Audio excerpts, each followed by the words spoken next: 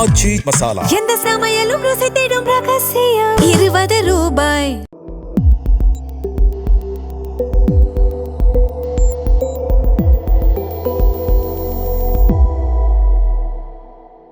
Sir வணக்கம். வணக்கம். இப்போ பரவலாக பேசப்படுற இன்னொரு விஷயம் என்னன்னா, அதிமுகவோட எதிர்காலம் எப்படி இருக்குன்ற ஒரு பேச்சும் இருக்கு. குறிப்பாக அதிமுக அரசியலை தாவேக்கா கைப்பற்றிட்டாங்க. திமுக எதிர்ப்பு அவங்க பேசிட்டு இருக்காங்க. 3வது இடத்துக்கு தள்ளிட்டாங்க. அதிமுக பிளவுபட்டும் இருக்கு. அந்த கட்சியோட எதிர்காலத்தை எப்படி பாக்குறீங்க? எதிர்காலம் அவ்வளவு கண்ணு கட்டுற தூரத்தில் டக்குன்னு அதெல்லாம் மீண்டு வந்துடுவான்னு நம்மளால உடனடியாக சொல்ல முடியல. இந்த நிலைமை வரும் தானே சார் தேர்தலுக்கு முன்னாடி இருந்து சொல்றோம். கட்சியினுடைய ஒற்றுமையை பற்றி சிந்திக்கலைன்னா இந்த நிலைமை தான் வரும். அப்படி ஒன்று வந்தால் அது எடப்பாடியினுடைய அரசியல் வாழ்க்கைக்கும் அவருடைய இருப்புக்கும் பாதிப்பு வரும்னு நம்ம சொன்னோம். அதெல்லாம் பெரிய ரகசியம் இல்லை, கண்டுபிடிக்க முடியாத சூத்திரத்தை போட்டெல்லாம் நான் கண்டுபிடிச்சு சொல்லலை. யதார்த்தமான அரசியல் அது. தொடர் தோல்விகள் எந்த இயக்கமும் தாங்காது. அது ஒரு தனிநபருடைய பிடிவாதத்தால் தொடர் தோல்விங்கிறத மன்னிக்கவும் கூடாது, எந்த தொண்டனும் ஏற்கவும் மாட்டான். அதனுடைய முதல் புள்ளி தான் இந்த தகராறு. இந்த விவகாரத்தை நீங்கள் 2 விதமாக பார்க்கணும் சார். தாவேக்காக்கு ஆதரவு அளிச்சு பிரிஞ்சு போயிடுச்சுங்கிறதுல 2வது பார்ட். ஃபர்ஸ்ட் பார்ட் என்ன, ஏன் பல பேர் அதை பேசவே மாட்டுறாங்க? ஒரு இயக்க தோல்வி அடைஞ்சு இந்த தோல்விக்கு நான் பொறுப்பேற்கிறேன். எடப்பாடிட்டு இருந்து இந்த நிமிஷம் வரைக்கும் அறிக்கை வரல. நான் ஒரு தேர்தல் முடிஞ்ச பிறகு சொல்றேன், அவருக்கு அந்த முதிர்ச்சி வரவே இல்லை. மாறா இவர்கிட்ட பிரிஞ்சு போனது 25 எம்எல்ஏக்களும் சொல்றாங்க இந்த தோல்விக்கு நாங்கள் எல்லாருமே பொறுப்பேற்றுக்கிறோன்னு. ஏன்னா அமைச்சர்களாக இருந்தோம், மாவட்ட செயலாளராக இருந்தோம், சம்பாரிச்சோம் அப்படிங்கிற வார்த்தையெல்லாம் உள்ள புரிஞ்சிருக்கு. அதில் ஒரு துளி உங்களுக்கு அந்த பொறுப்பு வரலையே. சரி, 21 காட்சியை நினச்சி பாருங்க. 21 சட்டமன்ற தேர்தல் முடிவு வந்துருச்சு. 66 இடங்கள் நினைக்கிறேன் அதிமுக ஜெயிச்சது. எம்எல்ஏக்கள் கூட்டத்தை கூட்டுறதா அறிவிப்பு வருது. அந்த சொல்லப்பட்ட நாளில் கூட்டம் கூடலை. 2வது தடவை அறிவிப்பு வருது, அந்த நாள்லையும் கூடலை. ஏண்டான்னு விசாரிச்சு பார்த்தா யார் எதிர்கட்சி தலைவராக வர்றதுங்கிறதுல உள்ள கோஷ்டி மோதல். எல்லோருக்கும் ஆசை இருக்குன்னு. எல்லோருக்கும் அப்போ 2 பேருக்கு தான் ஆசை இருந்துச்சு. ஓபிஎஸ் நீங்கள் 4.5 வருஷம் முதலமைச்சராக இருந்தீங்க, இப்போ நான் எதிர்கட்சி தலைவராக இருக்கேன்னு அவர் சொல்கிறார். எடப்பாடி இல்லை நான் விட்டு தர முடியாதுங்கிறார். அப்போ ஓபிஎஸ் ஒரு யோசனையை முன்வைக்கிறார், தனபால எதிர்கட்சி தலைவராக்கிடுவோம் அப்படின்றார். அதை 2 பேருமே பிடிக்காத ஒரு 10 பேர் ஆதரிச்சாங்க. எடப்பாடி சுத்தமாக ஏற்றுக்கல. அப்போ 3வது ஆப்ஷன் எது திரும்ப வர்றாங்க, சரி இருக்கிற எம்எல்ஏக்கள் அதிக எம்எல்ஏக்கள் யாருக்கு ஆதரவு, அப்போ எனக்கு தான் 40க்கும் மேற்பட்ட எம்எல்ஏக்கள் என்ன ஆதரிக்கிறாங்கன்னு சொல்லி தான் எடப்பாடி அப்போ எதிர்கட்சி தலைவரானார். 5 ஆண்டுகள் அமைச்சர் அந்தஸ்தில் வளம் வந்தார், தேசிய கொடி பறந்த காரில். இப்போ அந்த ரூல் எங்கே போச்சு? எம்எல்ஏக்கள் வந்தாச்சு, 47 பேர் வீட்டுக்கு கூப்பிட்டாரு, எல்லோருமே வந்தாங்க. முதல் நாள்லாம் ஒரு தகராறு இல்லை, ரொம்ப சந்தோஷமாக தான் எடப்பாடி வீட்டுக்கு போனாங்க. எப்பா இந்த வெற்றி உங்களால் கிடைச்ச வெற்றிப்பா, நீங்கள் பெற்ற வெற்றி உங்களால் கிடைத்த வெற்றின்னு அவங்களுக்கே கொடுக்குறாரு. ஏன்னா உண்மை என்னன்னு அவருக்கு தெரியும். ஒருத்தர்கிட்டே அந்த செலவை நீங்கள் பார்த்துக்கங்கன்னு சொன்னார். கூடுதலாக பக்கத்தில் 3 தொகுதி 4 தொகுதி செலவை நீங்கள் பார்த்துக்கங்கன்னு சொன்னார். அதன்படி பார்த்தவர்கள்ங்கிறனால அந்த குற்ற உணர்ச்சி இவருக்கு இருந்ததுனால இந்த வெற்றி உங்களுக்கு நீங்களே பெற்றுக்கிட்ட வெற்றி அப்படின்னு சொல்லி கொடுக்குறார். அது அதிகாரப்பூர்வமான எம்எல்ஏக்கள் கூட்டம் அல்ல. சரி, அடுத்து தலைவர் ஆகணும்னு ஆசை வருது. சட்டமன்ற கட்சி தலைவராக தன்னை பாதிக்கும் மேற்பட்டவங்க ஆதரிக்கலன்னு தெரியுதுல்ல. அப்போ 21 இவர் ஒரு ரூல் கொண்டாந்தார்ல, ஜென்ரலான ரூல், உலகளாவிய விதி அதுதான். யாருக்கு மெஜாரிட்டி இருக்கு? இப்போ கேரளாவில் முதலமைச்சர் 10 நாளாக எழுதி கிடந்து எப்படி எடுத்தாங்க, சதீசனுக்கு அதிக எம்எல்ஏக்கள் ஆதரவு இருக்குது, கிரவுண்ட்லேயே ஆதரவு இருக்குன்னு அந்த பாயிண்ட் வச்சு தான் விரும்பின வேணுகோபால் வர முடியலன்னாலும் கூட பரவாயில்லன்னு சொல்லிட்டு இந்த முடிவுக்கு ராகுல் எல்லாரும் வந்தாங்க. அதே தானே சார் இங்கேயும். ஆனால் விட்டு தர மனசு இல்லை. 47 பேர் 47 பேரில் 17 பேர் தான் தன்னை ஆதரிக்கிறாங்கன்னு தெரிஞ்சிருந்தோம். அந்த பதவியை விட மனசு இல்லாமல் ஆளாக கொண்டு போய் லெட்டர் கொடுத்தாரு. இது தப்பு இல்லையா? கட்சியினுடைய பிளவுக்கு முதல் புள்ளி வச்சவரே எடப்பாடி தான். சரிப்பா, இவ்வளோ பேர் என்னை ஏற்றுக்க மாட்டீங்க, இந்த ஒரு தடவை நீங்கள் எதிர்கட்சி தலைவரும் இல்லை, அது அமைச்சர் அந்தஸ்தும் இல்லை, பிரதான எதிர்கட்சி தலைவர் உதயநிதி ஆயிட்டார். இது ஒரு அடையாளப்படுத்தப்பட்ட பதவி, அவ்வளோதான். பொதுச்செயலாளர் பதவி இன்னும் உங்களை தொடவே இல்லை, அடுத்தவங்க அப்படி வரப்போகிறாங்க. அந்த சூழலில் கூட அந்த பதவியை கூட, சட்டமன்ற குழு தலைவர் பதவியை கூட நான் விடமாட்டேங்கிறது என்ன பிடிவாதம், என்ன அழிச்சாட்டியம், என்ன அக்கிரமம். எடப்பாடி தமிழ்நாடு முழுக்க 2 தடவை சுற்றி வந்தார், கடுமையான உழைப்பை கொட்டினார், கட்சியை கட்டுப்பாட்டாக வச்சிருந்தார், யாருமே மறுக்கலை. இன்னைக்கு அவர் அந்த இடத்துல இருந்து தூக்கியே தீர்வோம்னு சொல்கிற சிவிஎஸ் வேலுமணி கூட அந்த வார்த்தையை சொல்லலை. இன்னைக்கு எங்களை பொதுச்சாளர் அவர் தான், அவருடைய உழைப்பை நாங்கள் மதிக்கிறோன்றாங்க. ஆனால் அந்த உழைப்பு வெற்றியை தேடி தராத போது, தொடர்ச்சியாக அவங்களால ஒரு முறை கூட வெற்றியை தர முடியாத போது, கொஞ்சம் பரிசீலனை பண்ணி ஒதுங்குறவருக்கு பேர் தான் நிஜமான தலைவர். அதை எடப்பாடி செய்யலையே. இதன் பிறகுதானே அவங்க ஒரு குரூப்பாக போகிறாங்க, அவங்க என்ன முடிவு எடுக்கிறதுன்னு விஜய் கிட்ட போகிறாங்க. அதெல்லாம் 2வது பார்ட்டு தானே. சரி, இப்போ அதிமுகவில் இருவேறு கருத்துக்கள் பார்த்தோம்னா இருக்கு. ஒரு தரப்பு என்ன சொல்றாங்க, தாவேக்காவோட போய் நம்ம அலைன்ஸ் ஃபார்ம் பண்றது கட்சிக்கு நல்லதுன்றாங்க. இன்னொரு தரப்பு இல்லை, நம்ம தனியாக அரசியல் பண்றதா நல்லதுன்றாங்க. இந்த ரெண்டு நிலைப்பாட்டில் அதிமுக எதிர்காலத்துக்கு இது நல்லா இருக்கும். உயிரோடு இருக்கணும்னா ஆட்சி அதிகாரம் இருக்கணும் சார். அரசியல் அப்படி மாறி போயிடுச்சு. ஏன்னா இது ஒரு சுனாமி மாதிரி வந்திருக்கு. முழு சுனாமி இல்லை, ஏற்பட்ட சில இடங்கள்ல பாதி அளவுக்கு கொஞ்சம் குறைவாக கூட அந்த 40% முழுமையான சுனாமிங்கிறத அவங்க வாங்கியிருக்கிற ஓட்டை வச்சே நம்ம கண்டுபிடிச்சிடலாம். ஒரு புதிய வரவுக்கு அவர் மேலே நம்பிக்கை வச்சு 1.25 கோடி பேர் வாக்களிக்கிறதுங்கிறது சாதாரண விஷயம் இல்லை. அப்படிப்பட்ட நேரத்தில் நாம் ஏற்கனவே வீழ்ந்து கிடக்கிறோம். நம்ம பேச்சை கேட்காம கட்சி இந்த நிலைமைக்கு கொண்டுட்டு போயிட்டார். ஸோ அவர்கிட்ட இருந்து கட்சியை மீட்கணும், அந்த அதல பாதாளத்துலேருந்து கட்சியை மீட்டெடுக்கணும்னா ஆட்சி அதிகாரம் அவசியங்கிற யதார்த்த அரசியலுக்கு வர்றாங்க. அதில் அசிங்கம் இருக்கும், அவமானம் இருக்கும், தர்மம் கொஞ்சம் குறைவாக இருக்கும். இதெல்லாம் அப்புறம் அவங்களுடைய பார்வை. நான் சொல்கிறேன், அதுவும் புறக்கணிக்க முடியாத பார்வை தான். இல்லை நம்ம எதிர்கட்சி அரசியல் பண்ணுவோம்னா அப்படி தாங்கிக்கிட்டு பண்ணுற அளவுக்குலாம் இப்போ சூழல் இல்லை. ஏற்கனவே கடந்த 5 ஆண்டுகளில் அதிகாரம் இல்லை, இன்னொரு 5 ஆண்டுகள் அதிகாரம் இல்லாமல் இருக்க முடியாதுங்கிற அந்த புள்ளிக்கு அவங்க வந்து தான் இந்த முடிவு எடுக்கிறாங்க. அது மக்கள் என்ன பார்வை பார்க்குறாங்க, விஜய் மேலே மட்டும் நம்பிக்கை வச்சு வாக்களித்த 1.25 கோடி பேரில் குறைஞ்சது 1 கோடி பேர் அதை எப்படி பார்ப்பாங்க? கொஞ்சம் சில பேர் முகம் சொல்லிப்பாங்க, மாற்று கருத்தே இல்லை. இதெல்லாம் ஒரு பக்கம் இருந்தால் கூட அதிமுக பார்வையில் பார்த்தா ஆட்சி அதிகாரம் இருந்தால் கட்சியை கொஞ்சம் உயிரோட்டமாக வச்சுக்கலாம்னு நினைக்கிறதுல அந்த யதார்த்தத்தை நான் ஒத்துக்குவேன். அது அசிங்கம்தான், தர்மம் இல்லையே, நம்ம அப்படியா தேர்தல் நடத்தணும், ஏன் உங்களுக்கு பலம் இல்லையா, உற்சாகம் இல்லையா, தைரியம் இல்லையாலாம் 1000 கேள்வி கேட்கலாம். யதார்த்தம் அதுதான். அதான் இப்போ நீங்கள் சொன்ன மாதிரி இந்த கரெக்டாக தப்பா தர்மமாக அதெல்லாம் தாண்டி ஓரமாக வச்சுருவோம். பட் இப்போ அதிமுக அவங்களோட போய் அலைன்ஸ் வைக்கிறாங்கன்னா தாவேக்காவோட ஒரு ஜூனியர் பார்ட்னராக மாறிடுவாங்க. ரெண்டாவது அதிமுகவோட அரசியலை தூக்கி விஜய் கையில் கொடுத்த மாதிரி ஆகிப்போம். ஏன்னா இப்போ அவங்க தான் திமுக எதிர்ப்பு பண்ணிட்டு இருக்காங்க. நீங்களே பாருங்க, நாங்கள் பின்னாடி இருக்கோன்ற மாதிரி ஆகிப்போம். அப்புறம் அரசியலை கை விட்டு போயிடும்ல. இல்லை, 1000 கேள்விகள் இருக்கு, தெளிவான பதில் உடனடி பதில் நம்ம கையில் கிடையாது. அதை எப்படி அவங்க சாமர்த்தியமாக நகர்த்திட்டு போகிறாங்கன்னு பார்க்கணும். இல்லை நம்ம அப்படி எப்படி தாவேக்கால போய் நம்ம 25 பேர் கரைஞ்சிடலாம் அப்படின்னு கூட அவங்க தனிப்பட்ட முறையில் நினச்சிருக்கலாம். அதெல்லாம் நடக்க தான் நம்ம விமர்சிக்க முடியும். அதில் ப்ளஸ்ஸும் இருக்குது, மைனஸும் இருக்குது, நான் மறுக்கவே இல்லை. சரி, அப்படியே ஒரு 4-5 பேர் அமைச்சராகிறாருன்னா அவங்க சில பேர் மேலே தமிழ்நாடு அரசு தொடர்ந்த வழக்கே நிலுவையில் இருக்குது. அதை விஜய் எப்படி நடத்துவார், பொதுமக்கள் அதை எப்படி பார்ப்பாங்க, படித்தவங்க எப்படி விமர்சிப்பாங்க, தன் விருப்பத்தை மீறி ஒரு வேளை போயிருந்தா பிஜேபி அந்த அமைச்சர்களை எப்படி பார்க்கும் அப்படின்றலாம் ஒன்று இருக்குல்ல. சரி, இப்போ ஒரு சீனியர் ஜேர்னலிஸ்டாக நீங்கள் நிறைய அமைச்சரவைகள்லாம் பார்த்துருப்பீங்க. தாவேக்காவோட அமைச்சர்களெல்லாம் எப்படி பார்க்குறீங்க? நிறையா ஒரு பதட்டம் கலந்ததா அந்த பட்டியலை பார்க்குறேன் நான். ஏதோ ஒரு பதட்டம் தெரியுது, இது அவருக்கு கொடுத்துடக்கூடாது, இது அவருக்கு கொடுத்துடக்கூடாதுன்ற அந்த பதட்டத்தை என்னால் ரீட் பண்ண. நானும் பல பட்டியல்களை பார்த்துட்டு தான் அந்த வார்த்தையை சொல்கிறேன். இன்னும் கொஞ்சம் மெனக்கட்டுருக்கலாம். இது நீ இறுதி பட்டியலும் அல்ல, நிரந்தரமான பட்டியலும் அல்ல. இன்னும் எக்ஸ்பான்ஷன் நடக்கிற போது கண்டிப்பாக இல்லை சில பேருக்கு கொடுத்ததை எடுக்க போகிறாங்க, வைக்கிறாங்க தான். சில தகுதி பார்த்து கொடுத்தாங்கன்னு எடுத்துக்கிட்டா கூட அதில் குறிப்பாக செங்கோட்டையனை இந்த மாதிரி அவங்க நடத்தியிருக்கக்கூடாது. 2 விஷயம் செங்கோட்டையனை பற்றி நான் சொல்லியாகணும். நீங்கள் அவர் அவை முன்னவர்னு அறிவிச்சிட்டிங்க.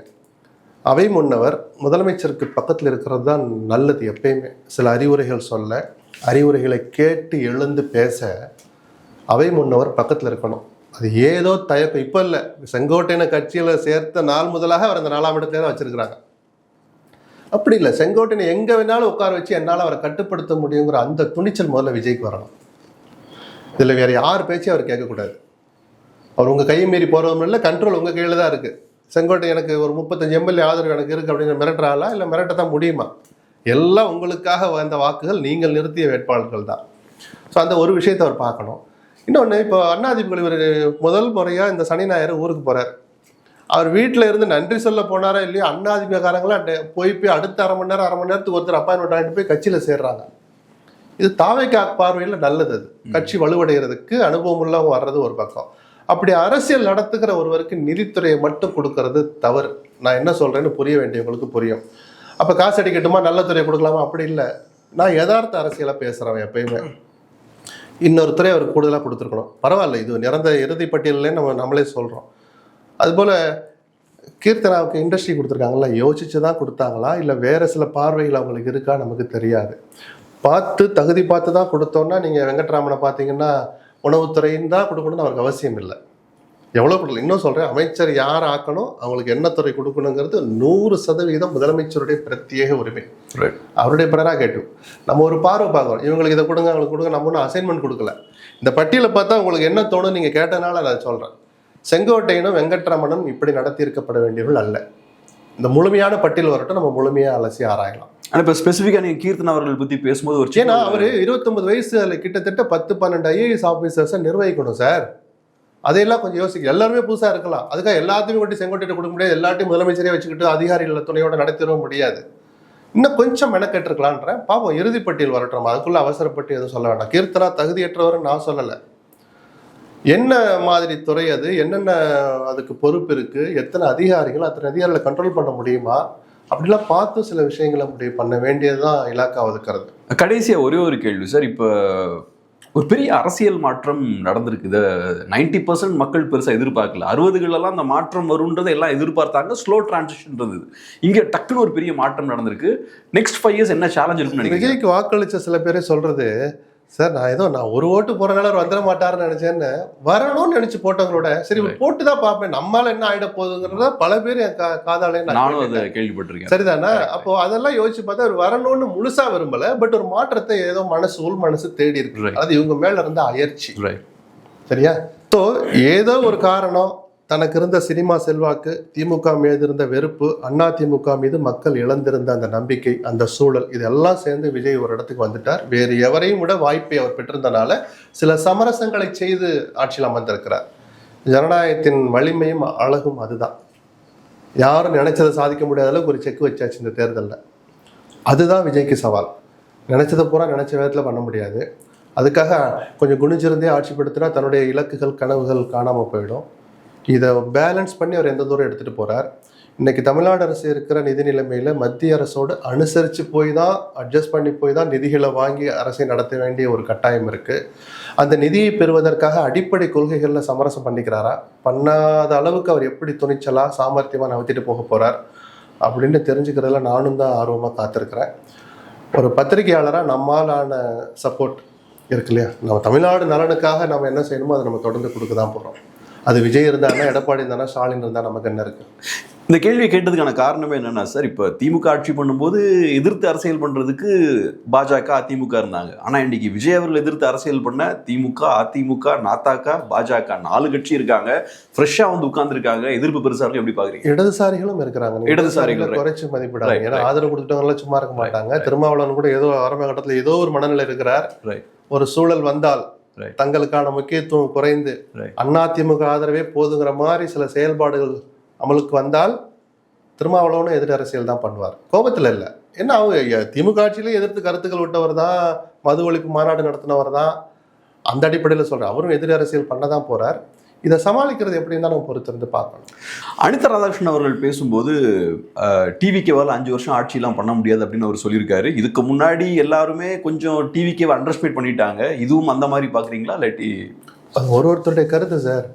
6 மாதத்துக்கு இந்த ஆட்சி நிம்மதியாக போகும். ஏன்னா இன்னொரு நோ கான்ஃபிடன்ஸ் மோஷன் கொண்டு வர முடியாது சட்டப்படி. அந்த 6 மாதத்தில் குடைச்சல்கள் வேணால் கொடுத்துட்டு இருக்கலாம். 6 மாதத்துக்கு பிறகு பிஜேபி என்ன பார்க்க போகுது? அதிகாரத்தை இழந்த பிஜேபி காஷ்மீர் முதல் கன்னியாகுமரி வரை காங்கிரஸ் முக்து பாரத்ன்ற கோஷத்தை முன்வைச்சு அதில் கிட்டத்தட்ட 70-80% சாதித்து விட்ட பிஜேபி, அந்த காங்கிரஸ் தமிழ்நாட்டில் 60 ஆண்டுகளுக்கு பிறகு அதிகார மையத்தில் ஏறுறதை எந்த அளவுக்கு அனுமதிப்பாங்க, ரசிப்பாங்க? அனுமதிக்க ஒன்றுன்றது அவங்க கையில் இல்லை, ரசிப்பாங்கன்னு ஒன்று இருக்குது. நிச்சயமாக ரசிக்க மாட்டாங்க. அது எந்த வகையிலையாவது இந்த அரசுக்கு குடைச்சல் கொடுக்கணும்னு தான் பார்ப்பாங்க. ஸோ அவங்களுடைய இது ஒரு காங்கிரஸை மையப்படுத்திய ஒரு பார்வை. அதிமுகவை அவங்க எப்படி பார்க்குறாங்க? பிளவுபட்ட அதிமுக இங்கே போய் சேர்ந்து அந்த ஆட்சியை வலுவாக்குறத பிஜேபி விரும்புமா? இல்லை ஆட்சி அமைக்க விட்டு அதை கொஞ்சம் அசிங்கப்படுத்தலாம்னு நினைக்கிறாங்களா? நான் பீதி கலப்பில் இருக்கிற ஆப்ஷன் சொல்கிறேன். பிஜேபியோட கேரக்டரை தெரிஞ்சுக்கிட்டு நம்ம இதெல்லாம் புறந்தள்ள முடியாமல் பேச வேண்டிய கட்டாயம் இருக்குது. நாளான்னைக்கு காலையில் ஒரு ஏதோ நடக்க போகுது சார் அப்படிலாம் நான் பயமுறுத்தலை. பிஜேபி நிச்சயமாக ஒரு இயல்பான ஆட்சியை நடத்த விஜயை விட மாட்டாங்கன்றது என்னுடைய பார்வை. என்ன பண்ண முடியும்னு நினைக்கிறீங்க? அமைச்சரவையில் இடம்பெற்றிருக்கிற அமைச்சர்கள் மேலே வழக்கு தொடுக்கலாம். விஜய் ஒரு ஊழலற்ற ஆட்சியை கொடுக்குறேன்னு சொல்லியிருக்கிறார், பாராட்டலாம். ஊழலை ஒழிக்க முடியாது, நிச்சயமாக ஒரு குறைச்சி தான் நடத்த போகிறார். நான் 100% நம்புகிறேன். இப்போ விஜய் தன் அமைச்சர்களுக்கு கொடுத்துருக்கிற அறிவுரையே ஊழல் பண்ணாதீங்க அப்படின்ற சில வார்த்தைகள் நம்ம நேரம் வரும்போது பேசலாம், நல்லா இருக்காது. ஏன்னா அவருடைய நல்ல சிந்தனை முதல்ல பாராட்டுங்கிறனால நான் டிஸ்கரேஜ் பண்ண விரும்பலை. ஊழலை குறைக்கிறோன்னு சொல்கிறதே நல்ல ஸ்டெப்புன்னு நம்புகிறவன் நான். அந்த குறைக்கிறோன்னாலே அதில் ஒரு பணம் விளையாட போகுதுன்னு அர்த்தம். இவர் விரும்பலைனாலும் பணம் விளையாட தான் போகுது, லஞ்சம் இருக்க தான் போகுது. அப்போ பிஜேபி அதை கண்காணித்து சில பேரை வளவரிச்சாங்கன்னா சில சங்கடங்கள் நடக்க வாய்ப்பு இருக்குது. ஆனால் உங்களை பொறுத்தளவில் பிஜேபியோட டார்கெட் காங்கிரஸை ஓரம் கட்டணும்.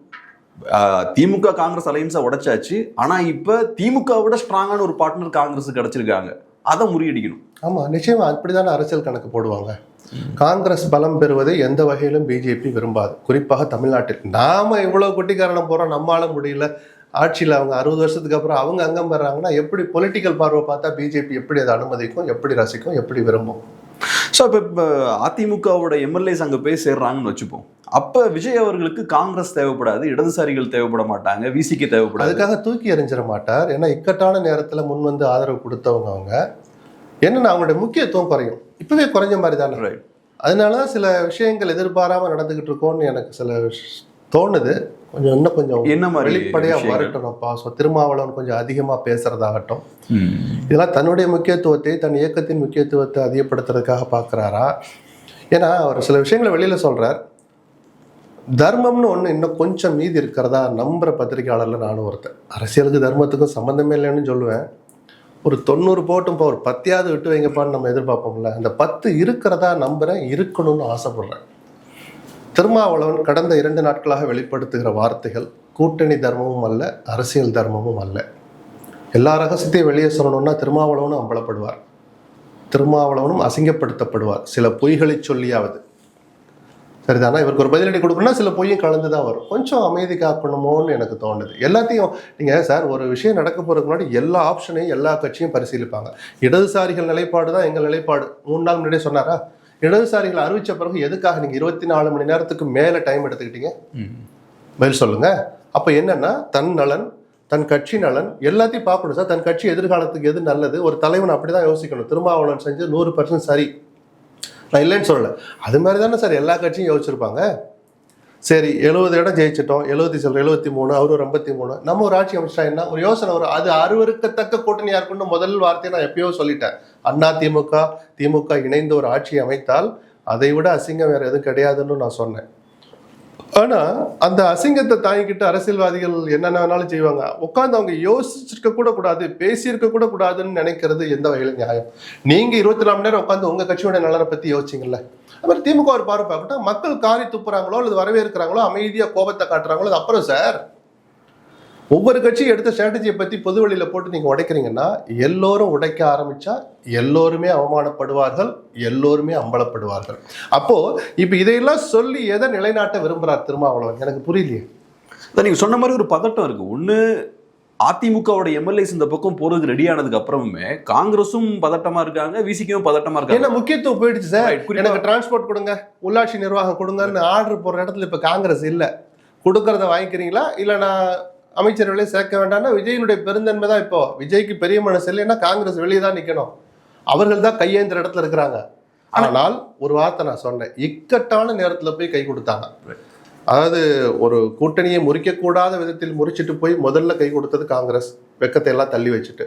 அப்புறம் இடதுசாரிகள், அப்புறம் விடுதலை சிறுத்தைகள்னு அவர்களால தான் இந்த மெஜாரிட்டி வச்சுட்டு கவர்னர்கிட்ட லெட்டர் கொடுக்குற போது இவங்களுடைய ஆதரவு தான் இருந்துச்சுங்கிற அந்த நன்றி உணர்ச்சி விஜய் அவ்வளவு எளிதில் மறக்க மாட்டார்னு நினைக்கிறேன். ஆனால் அந்த நன்றி நான் போயிடக்கூடாதுன்ற பதட்டத்தில் நீங்கள் மேலும் மேலும் தவறுகள் செய்யக்கூடாது. அது இடதுசாரிகளாகட்டும், விடுதலை சிறுத்தைகளாகட்டும், காங்கிரஸ் ஆகட்டும். ரொம்ப நன்றி சார், அருமையான பேட்டிக்கு ரொம்ப நன்றி. நன்றி.